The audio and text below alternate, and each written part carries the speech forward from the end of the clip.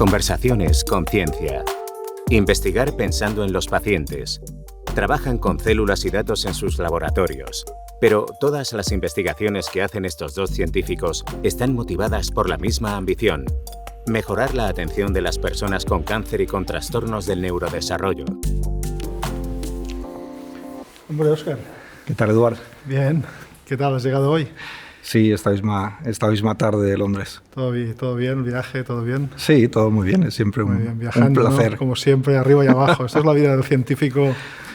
Algo que la gente no se da cuenta es la cantidad de viajes que tenemos que hacer, ¿verdad? Sí, yo pensaba que con el tiempo esto iba a mejorar y que iba a ser más capaz de decir que no algunas veces, pero veo que cada vez va peor, yo creo. ¿Qué te pasa? ¿A ti te pasa lo mismo o no? Sí, cada vez más compromisos, ¿eh? Y aunque intentes seleccionar lo más importante siempre hay más y más y más, ¿verdad? Y se van llenando las agendas.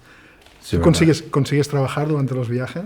Sí, a mí me gusta de hecho trabajar en los viajes. Me concentro muy bien en sitios con bastante ruido, en una cafetería, en el aeropuerto, en un avión, así me concentro. O sea, que me gusta desconectar de esa manera, ¿no? Saco el correo, apago el teléfono y sí me concentro para trabajar. ¿A ti te pasa igual o no? Sí, también. He escrito artículos enteros casi en avión, sobre todo en los transatlánticos. Es un gusto, ¿no? Nadie te molesta, estás ahí a oscuras y la verdad es que sí. Eduard, ¿cómo llegaste a esto de la investigación en el cáncer? En realidad fue por casualidad.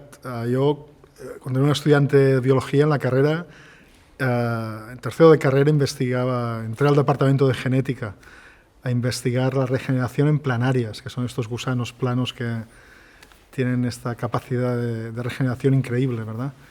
Y la verdad es que era un tema que me gustaba muchísimo.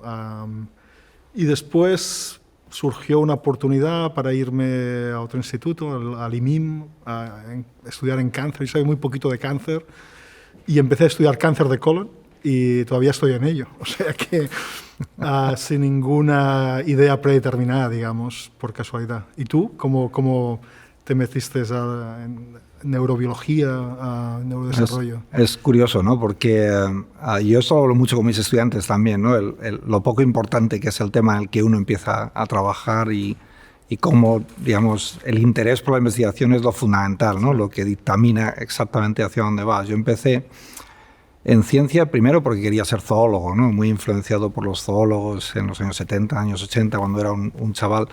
Y después me obsesioné con los retrovirus, ¿no? Era la época de la pandemia del SIDA y estaba muy interesado en la inmunología, ¿no? Y intenté entrar a un laboratorio que hacía inmunología y no me cogieron, y me cogieron en el laboratorio al lado que hacían sistema nervioso, ¿no? Y desde entonces, pues, en el sistema nervioso, intentando entender cómo funciona el cerebro, ¿no? Pero al final yo creo que es esta ilusión de comprender cosas nuevas lo que es importante, ¿no? Más allá de cuál es el tema de trabajo. Yo siempre he tenido una gran influencia. La biología del desarrollo siempre me ha influenciado mucho a lo que hemos hecho, de alguna forma u otra. Entonces investigamos cáncer, pero nuestra perspectiva siempre ha sido un poco distinta, digamos, a la forma tradicional de abordar el cáncer. Siempre nos ha interesado cómo se mueven las células, cómo interaccionan entre ellas, desde el punto de vista muy del desarrollo, ¿no? Yo creo que probablemente esta influencia viene de aquellos tiempos cuando era estudiante en la carrera, ¿no? Pero sí estoy de acuerdo contigo, que realmente cuando empiezas tienes esta pasión, ¿no? Tienes esta pulsión interna por investigar y realmente es el desafío, ¿no? Más que la pregunta o el tema, ¿no? En la mayoría de los casos. Yo creo que una de las cosas que uno pierde con el paso de los años es quizás esa amplitud de miras, ¿no? Y yo siempre ando intentando explorar fuera de mi área de confort, ¿no? En lugar de seguir, digamos, restringiendo lo que nos interesa, intentar mirar un poco fuera de lo inmediato, ¿no? Y expandir un poco horizontes, que es un poco lo que hace uno cuando empieza, ¿no? Que, digamos, lo tiene todo por descubrir, ¿no? Pero cada vez es más difícil, ¿eh? Estoy de acuerdo que tienes menos tiempo para poder, digamos, explorar libremente, ¿no? Otras áreas, ¿no? Y al contrario, tienes mucha presión para avanzar en una dirección, ¿no? Sí, además está, digamos, casi un poco castigado, ¿no? El alejarte de tu área en donde te has convertido en un experto, en donde puedes publicar con una facilidad más o menos razonable y obtener financiación de una forma más o menos razonable, ¿no? En el momento que sacas los pies del tiesto, ¿no? El sistema está construido para restringirte un poco en tu tema, ¿no? Sí, es un sistema que evalúa continuamente, ¿no? Te pide siempre una cierta productividad y esto va en contra de esa libertad, digamos, de poder explorar y tomarte un tiempo libre, ¿no? Para tener ideas distintas y quizás cambiar de campo o incorporar cosas nuevas a tu campo, ¿no? Es cierto. Sí, yo ahora que trabajo en Londres echo un poco de menos esa visión de los científicos del siglo XIX, en donde, digamos, lo importante era intentar descubrir algo que tuviera un impacto muy importante, ¿no? Y no tanto el avanzar de una forma, digamos, más paulatina. Y entonces se podían tomar en ese sentido su tiempo, ¿no? Para llegar a una idea, a algo que fuera realmente poderoso. Obviamente es otro tiempo, otro contexto social, y en general los que podían investigar eran solo aquellos que se podían, digamos, mantener sin tener que trabajar, exactamente. Sí, ahora de alguna forma el sistema está enfocado a la productividad. También es entendible, ¿no? Porque utilizamos muchos recursos públicos, ¿verdad? Y tenemos que rendir cuentas, ¿no? Y esto, efectivamente, esto va en contra de la libertad de acción, ¿no? Aunque la ciencia es, digamos, una gran parte del éxito de los científicos está en la flexibilidad, en la capacidad de no encasillarte, de abrir otras áreas, etcétera, ¿no? Estos sistemas no están bien pensados, ¿no? Seguramente tendríamos que replantearnos todo otra vez y esto mejoraría algunos aspectos de la ciencia que hacemos. ¿Qué es lo que más te excita de la investigación de tu laboratorio en estos momentos? Bueno, realmente hemos ido, digamos, navegando desde cuestiones muy básicas inicialmente. Yo vengo del campo de la biología del desarrollo, después de las células madre del colon. Me entrené en Holanda con un señor muy famoso que se llama Hans Clevers, que seguramente le darán el Nobel algún día. Y veníamos con esta visión de las células madre y poco a poco nos dimos cuenta que realmente el cáncer, investigar cáncer, significa querer curarlo. Y con esta visión más pragmática, supongo que la edad te vuelve también más pragmático, decidimos enfocarnos hacia la parte final del proceso, que son las metástasis, porque nos dimos cuenta que ahí es realmente donde podríamos hacer un avance y una aportación importante. Parece algo muy simple, pero es una idea muy simple, pero el campo del cáncer se ha enfocado a entender la aparición del cáncer, los tumores primarios, y conocemos mucho de la biología de estos tumores iniciales, de dónde surgen, qué células son importantes, qué genes son importantes, incluso cómo se comportan, y en cambio, para muchos de estos tumores iniciales, ¿no? La fase inicial de la enfermedad tenemos remedio, porque la cirugía para la mayoría de los tumores, de los tipos de cáncer, es muy efectiva. Y paradójicamente sabemos muy poco de la enfermedad que mata a los pacientes, que es las metástasis. Así que hemos ido navegando de forma, digamos, sin ningún plan establecido, pero poco a poco hacia allí donde podíamos tener un impacto mayor, que es la enfermedad metastática. Y realmente ahora estamos muy convencidos de que podemos realmente curarla o evitarla. Y es algo que pensábamos que iba a ser muy difícil y ahora creemos que estamos cerca de conseguirlo. Está bien este impulso optimista, ¿no? Sí, esto forma parte esto forma parte del trayecto, ¿no? Forma parte de darte cuenta de la enorme complejidad del cáncer, darte cuenta que eres únicamente capaz de entender una parte pequeña de este proceso tan complejo, pero a la vez entendemos o sabemos ahora que identificando algunos mecanismos claves de este proceso tan tremendamente complejo vamos a ser capaces de evitar las metástasis y quizá incluso curarlas cuando estén establecidas. Este proceso de reducción es inevitable, aun sabiendo la enorme complejidad de este proceso, es inevitable el proceso de reducción, y supongo que uno de los secretos en tener éxito es ser capaz de identificar dentro de este inmenso puzzle de piezas que todavía están por poner, cuáles de ellas son importantes y cuáles de ellas son centrales para interferir con la enfermedad. Y creo que esto hemos sabido hacerlo bien en el laboratorio en los últimos 20 años. Y tú, yo tenía tu imagen de neurobiólogo, biología del desarrollo, pero también entiendo que has ido progresivamente acercándote a cuestiones más relacionadas con la enfermedad, ¿verdad?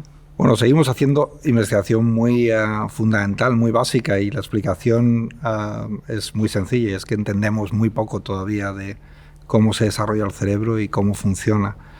Y realmente, digamos, mi envidia, digamos, de vuestro campo es que quizás en el mundo del cáncer estáis en un punto en el que realmente se puede tener más o menos claro cuál es la estrategia a seguir, ¿no? Eso no quiere decir que sea ni mucho menos sencillo, pero yo creo que tenéis, digamos, unos caminos abiertos que os permiten empezar a identificar cómo poder acabar con tipos específicos de metástasis. Yo creo que la investigación en el cerebro, y en particular en los problemas que están relacionados con el desarrollo del cerebro, todavía estamos quizás 20 o 30 años por detrás de vuestro campo, y estamos todavía poco a poco desentrañando un poco esos principios fundamentales que son muy de biología del desarrollo, que condicionan cómo se forma un sistema tan complejo como nuestro cerebro, ¿no? Aunque hemos aprendido mucho durante los últimos 20 años, todavía yo creo que no tenemos certezas. Tenemos muchas hipótesis, tenemos muchas ideas acerca de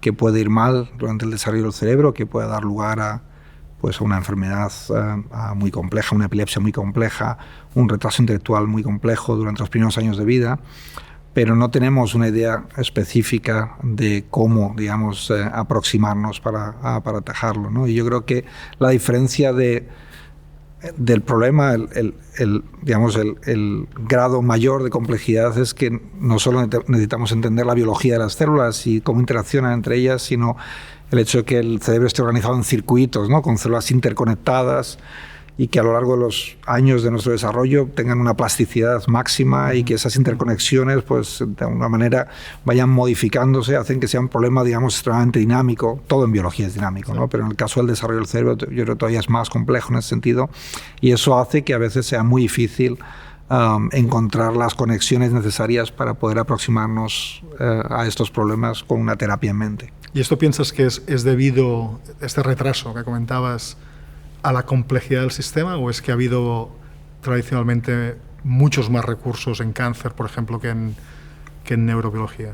Yo creo que es una combinación de los dos factores. Yo creo que los recursos efectivamente son muy importantes. Yo creo que el cáncer es una enfermedad, un conjunto de enfermedades que han sido reconocidos durante mucho más tiempo en la sociedad, mientras que, por el contrario, muchas enfermedades del cerebro digamos, se las ha separado, ¿no? Se ha tenido un cierto estigma negativo, sobre todo aquellas que tienen un componente psiquiátrico, pues han sido un poco marginadas, por así decirlo, y todavía seguimos teniendo mucho menos recursos de lo que nos haría falta. Y a eso además hay que sumar esta idea, ¿no? De que por encima del nivel de complejidad de la biología normal de las células tenemos un órgano además que funciona a base de interconexiones que son muy complejas, y yo creo que eso le añade un nivel digamos, de complejidad todavía mayor, y hace que sea quizás mucho más difícil de replicar en el laboratorio, ¿no? Todavía seguimos intentando desarrollar modelos que van más allá de los cultivos celulares, por ejemplo, que nos permitan reproducir de alguna manera esa complejidad de conexiones que no es sencillo de hacer en el laboratorio. Sabes que ahora hay un tema que está muy de moda, que es la inervación de los tumores. Los tumores están inervados, y hay datos emergentes, ¿no? Un par o tres de artículos estos últimos 2 años sugiriendo que esta inervación juega un papel fundamental en el crecimiento del tumor.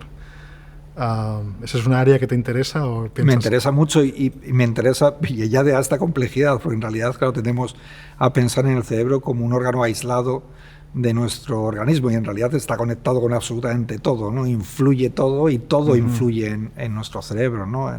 Existe un montón de investigación simplemente de la relación de nuestro tubo digestivo con la función del cerebro, y lo estamos viendo en tratamientos, nuevos tratamientos contra la obesidad, contra la diabetes, ¿no?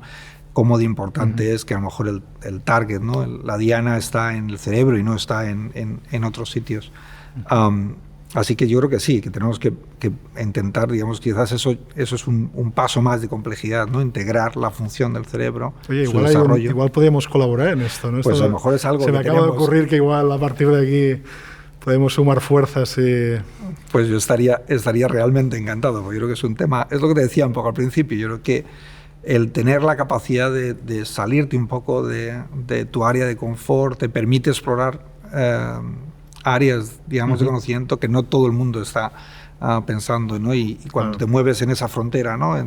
Donde no está ningún especialista está cómodo en ese campo intermedio, ahí es donde ocurren cosas muy interesantes. Sí, además esto es fundamental, ¿no? Porque los temas donde hay mucha gente investigando se vuelven una pesadilla, ¿no? De competición, todo el mundo explorando las mismas ideas. Es importante también abrir nuevas fronteras donde tengas un poco de espacio para desarrollarte, ¿no? Sin esta locura, sin esta presión, ¿no? de llegar primero al descubrimiento, ¿no? Sí.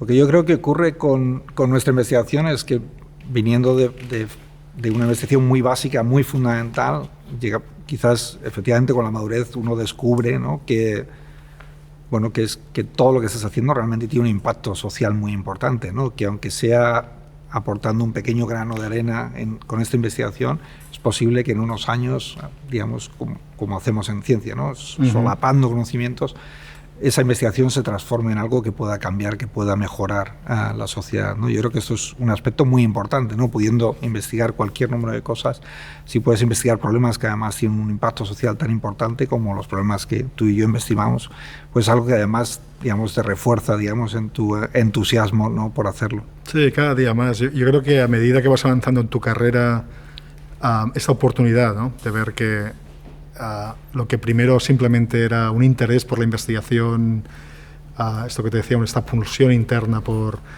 convertirte en un científico, por descubrir cosas nuevas, se va transformando en algo más concreto. Te das cuenta que puedes tener un impacto, ¿no? En la sociedad. Nosotros hemos tenido la suerte de algunas de nuestras investigaciones directamente llevarlas a los pacientes, y tenemos ahora un par de terapias que se están testando en pacientes, una de ellas muy avanzada, casi en la fase final de aprobación, y ahora viéndolo con un poco de perspectiva, esto es algo bestial, ¿no? Es una cosa tremendo, ¿no? Muy importante. De alguna forma les digo a la gente del laboratorio, si esto lo conseguimos, ya puedo cerrar el laboratorio y me puedo dedicar a otra cosa, porque ya lo hemos hecho, ¿no? Algo muy, muy, muy, muy especial, sí. Bueno, en ese sentido, tanto tú como yo somos premiados de la Fundación Banco Sabadell, y yo creo que parte del origen del premio es buscar ese reconocimiento social, ¿no? Del impacto de la investigación biomédica, ¿no? ¿Qué supuso en tu carrera al recibir este premio tan importante? Bueno, o sea, claro, los premios son importantes en tanto en cuanto lo han ganado gente importante, ¿verdad? Porque de alguna forma cuando lo ganas entras a formar parte de esta lista de ganadores. En el caso del BAN de Sabadell lo habías ganado tú, lo había ganado cuando yo lo gané otra gente a la cual respetaba muchísimo, y por tanto entrar a formar parte de esta lista directamente era como una especie de sello de calidad, ¿no? Y a nivel más personal o del equipo, pues esto desde luego te refuerza tus convicciones, te refuerza el hecho de que lo estás haciendo bien en un momento en el cual pues igual llevas 4 o 5 años, un poquito más, ¿verdad? Investigando, todavía no ves muy claro cómo va a ser el futuro, es algo desde luego muy difícil, la ciencia es un trabajo difícil, y que alguien te dé un premio, un jurado con este prestigio, ¿no? Te dé un premio tan competitivo, pues representa una inyección de energía, un reforzar las convicciones, y después te da muchísima visibilidad, que esto también es muy importante, desde luego, ¿no? Y tú fuiste de los primerísimos, ¿no? Sí, yo creo que fui el tercero, quizás. El tercero.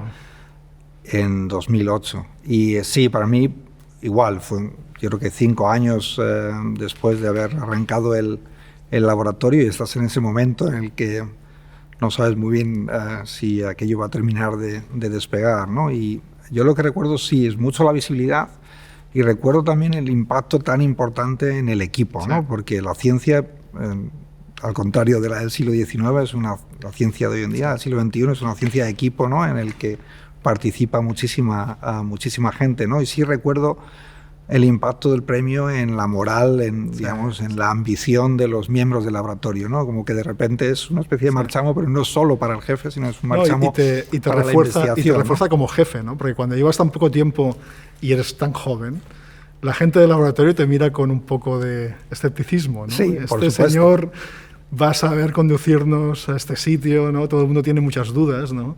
Y de repente que un jurado externo de tanto prestigio te dé este premio, de alguna forma transforma, les está diciendo, ¿no? A la gente del laboratorio, estáis trabajando bajo la supervisión de un tío que es buenísimo, ¿no? O sea que realmente fue muy importante, ¿no? Y después ha sido un placer estar en el jurado. Realmente que me dieran el premio fue muy especial, pero de alguna forma contribuir después a que el premio, a dar este premio, a juzgar a los candidatos, a ayudar a la fundación del banco durante todo ese tiempo, ha sido también algo muy bonito, ¿no? Muy especial.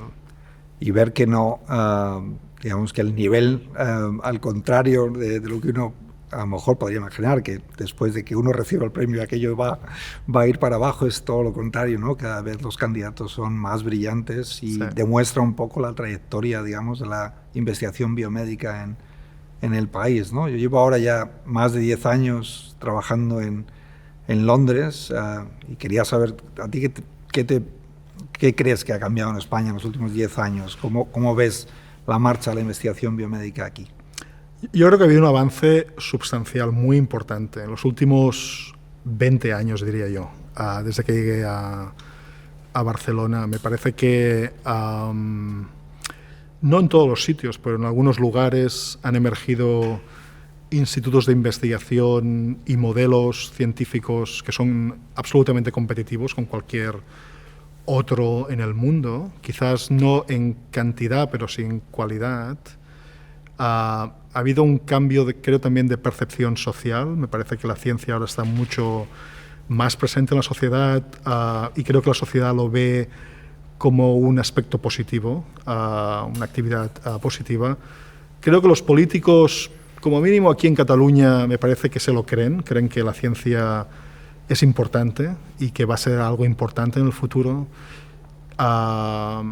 Y eso realmente lo hemos vivido en los últimos 20 años. Este apoyo continuo que ha habido en estos 20 años creo que ahora está cristalizando en un sistema científico, diría que muy sólido, todavía por supuesto más inmaduro que el sistema británico, pero un sistema sólido y que va a empezar a producir, si no lo está haciendo ya, nuevas terapias, nuevo conocimiento, nuevas empresas, que van a ser incluso, van a hacer mucho más visible esta inversión, ¿no? Esta aportación.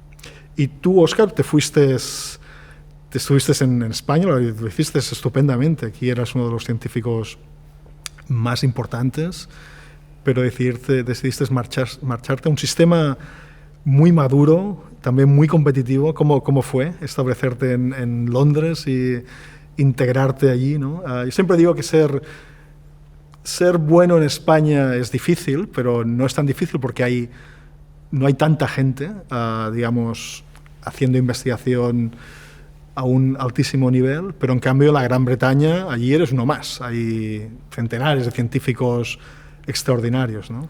Sí, quizás lo más sorprendente y a la vez lo más excitante es la densidad, ¿no? La densidad de ciencia que hay en Reino Unido en general, pero muy fundamentalmente en el triángulo, ¿no? De Londres, Cambridge y Oxford es bastante apabullante, pero a la vez te mantiene muy despierto. Es un sistema, como dices, es un sistema muy competitivo, es un sistema en donde uno no se puede relajar, ¿no?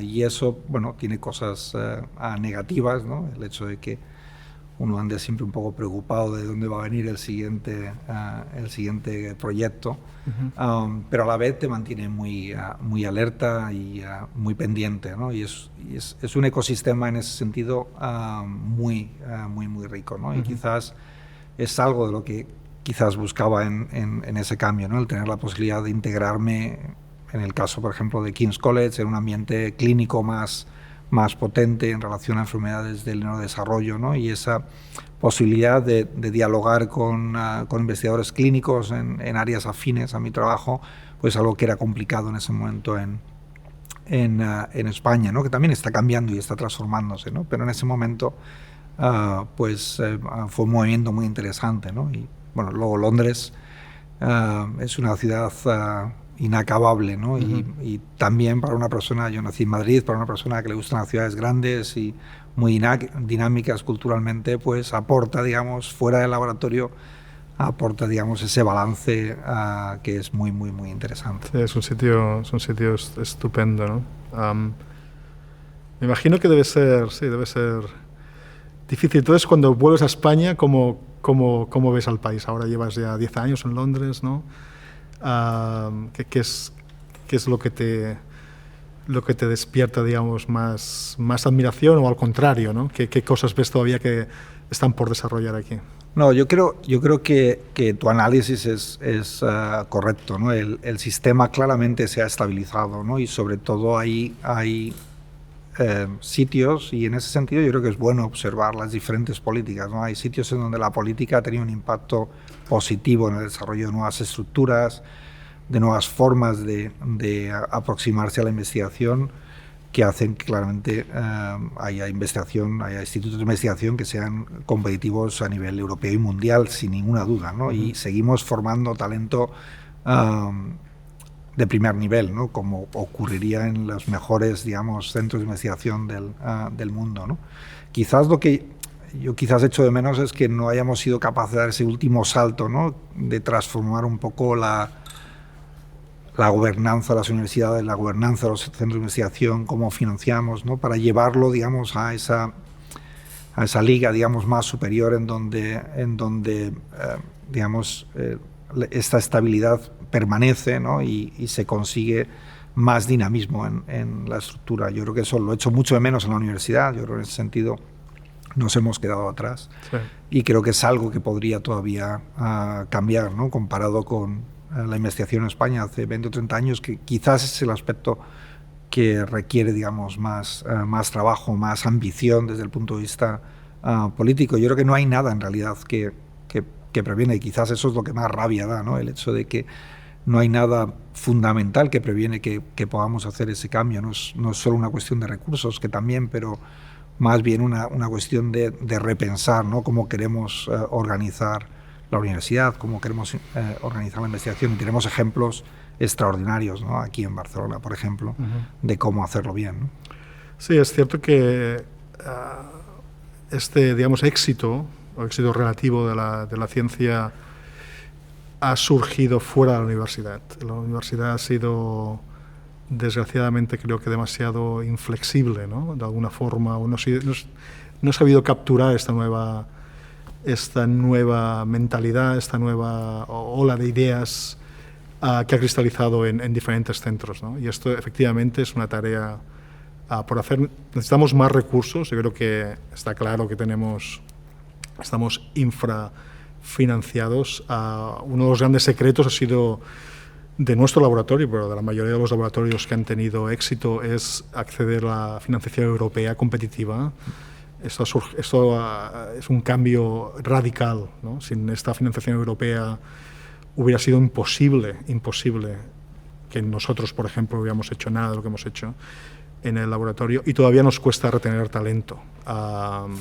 Formamos a mucha gente que se marcha y no recuperamos suficiente talento. Si te das cuenta, en realidad, digamos, el premio de la Fundación Banco Sabadell lo que persigue es identificar, ¿no? Ese talento, ¿no? Y significarlo, y todos los sistemas de ciencia avanzados se caracterizan precisamente por eso, ¿no? Sí. Por ser capaces de atraer talento de cualquier sitio del mundo, ¿no? Y quizás eso es lo que en España todavía nos falta, aunque hay sitios en donde ocurre, pero que ocurra de forma más generalizada, ¿no? Incluso obviamente que la universidad tenga la flexibilidad, la libertad de atraer talento, ¿no? De ofrecer condiciones que atraigan ese talento, es algo muy importante. Sí, no es tanto la gente que se marcha, ¿no? Porque creo que estaremos de acuerdo que ir a investigar al extranjero siempre es una experiencia muy positiva, sino la incapacidad de recuperar, no solamente españoles o catalanes, a recuperar a cualquiera, ¿no? Que quiera venir a trabajar en nuestro sistema. Ahí todavía tenemos un déficit importante, ¿no?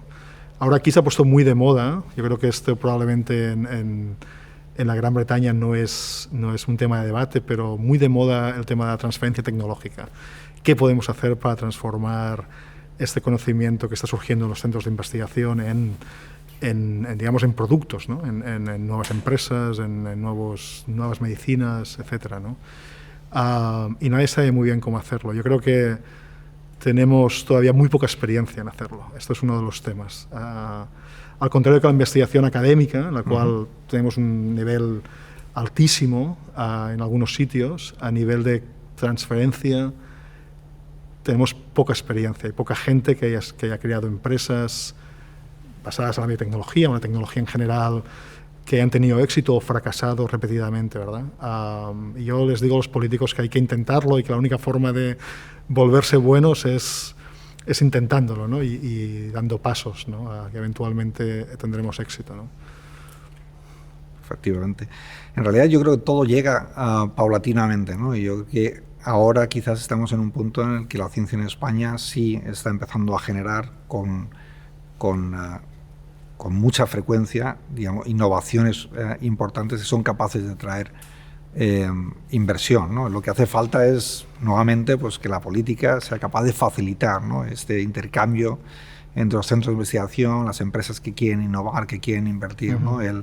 Y requiere una cierta concentración. Si te fijas en donde esto ocurre con mayor soltura en Europa, pues en los alrededores de Cambridge, o en Estados Unidos, en el área de Boston, en el área de la Bahía, en San Francisco, requiere una gran concentración de talento para que las empresas, los inversores se puedan arrimar, ¿no? Se acerquen y empiecen a sondear qué posibilidades existen, ¿no? Yo creo que eso en Cataluña está ocurriendo. Sí, eso está sucediendo, pero como todo hay prisa, ¿no? Hay prisa, y lo que está claro es que es un camino muy largo, ¿no? Desde el descubrimiento al mercado, al producto o a la empresa que tenga éxito, es un camino larguísimo, hay que tener muchísima paciencia, ¿no? Sobre todo que es muy impredecible, ¿no? Es muy difícil predecir qué cosas van a funcionar con toda seguridad, ¿no? Hay que estar alerta a las posibilidades, y generalmente el camino suele ser bastante tortuoso, ¿no? Sí, el entorno está cambiando, porque es verdad que ahora hay muchísimas pequeñas empresas, pero también grandes empresas que se están instalando en el área de Barcelona, ¿no? Otra diferencia muy importante es el tema del mecenazgo. Una gran parte de la investigación en la Gran Bretaña es financiada a través de donaciones, ¿verdad? Aquí en España esto todavía está subdesarrollado, a pesar de que hay muchas fundaciones, incluida la Fundación del Banc de Sabadell, que de una forma u otra están aportando recursos al liderazgo. ¿Tienes alguna idea ahí, Óscar, qué podemos hacer para mejorar? Bueno, yo creo que comunicar más, ¿no? Comunicar más el impacto de nuestra investigación en la sociedad, y ser digamos, persistentes en este camino, y el encontrar la forma de convencer a la sociedad de que no solo, digamos, aquello que se invierte a través de los impuestos, pues es suficiente, ¿no? Necesitamos mucha más financiación para resolver problemas tan complejos como el cáncer o las enfermedades del cerebro, ¿no? Y yo creo que eso requiere este diálogo más o menos continuo con la sociedad, a través del cual, digamos, podamos generar la ilusión de que la sociedad también puede ser partícipe de esta solución, ¿no? Pueden ser capaces de ayudar a dirigir la investigación en determinadas áreas, ¿no? Y acelerarla de una manera muy importante. Yo creo que el cáncer en Reino Unido, por ejemplo, es un ejemplo tremendamente ilustrativo, ¿no? Como un esfuerzo muy enfocado de una de las grandes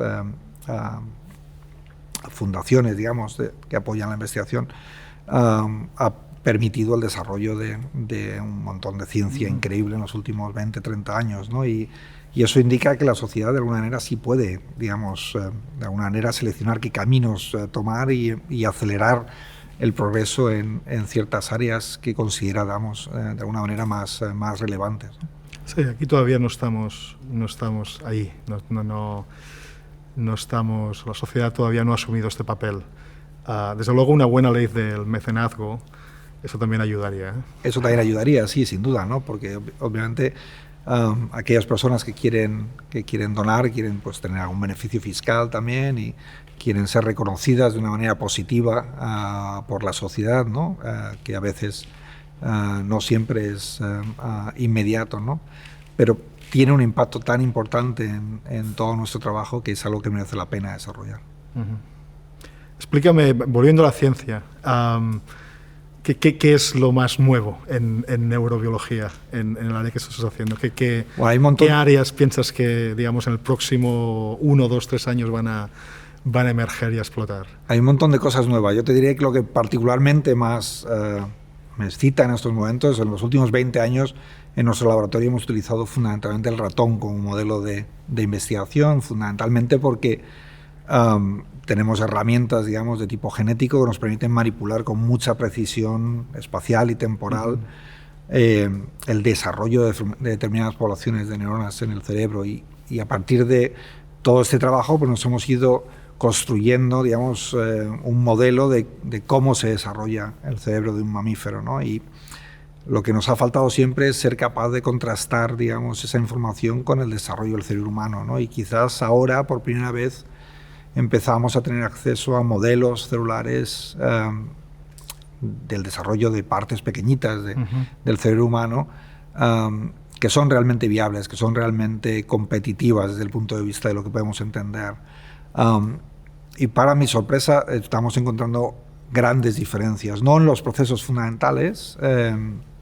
Yo creo que la lógica de cómo construimos el cerebro no puede ser de otra manera, está conservada en la evolución y por lo tanto los principios fundamentales son muy, muy similares, pero la biología celular, los detalles, las redes que controlan la expresión de los genes y cómo esos genes controlan determinados procesos, sí parece que están muy, digamos, han ido cambiando, digamos, en la evolución y los primates han adoptado algunos patrones que son diferentes de los que observamos en ratones, más allá de que haya diferencias de escala, por ejemplo, en el mismo tamaño de las células, que son absolutamente descomunales, ¿no? Nuestras neuronas comparadas con las de un ratón son muy, muy diferentes y eso hace que sus propiedades fundamentales pues, también sean de alguna manera diferentes. Así que el hecho de que por primera vez quizás podamos empezar a utilizar modelos que nos permitan desentrañar cuál es la función de estos genes, que ya sabemos que son muy importantes en el desarrollo del cerebro, pero ahora, por primera vez, en neuronas humanas, ¿no? Y que eso nos va a acercar, esa es mi esperanza, nos va a acercar a entender un poco mejor cómo algunas de estas enfermedades que aparecen muy temprano en nuestro desarrollo, pues ocurren. Tenemos que hablar de esta colaboración, inervación de los tumores. Yo creo que de aquí va a salir algo más que una conversación sobre nuestra carrera y nuestro trabajo. Ha sido un placer hablar contigo, Eduardo. Igualmente.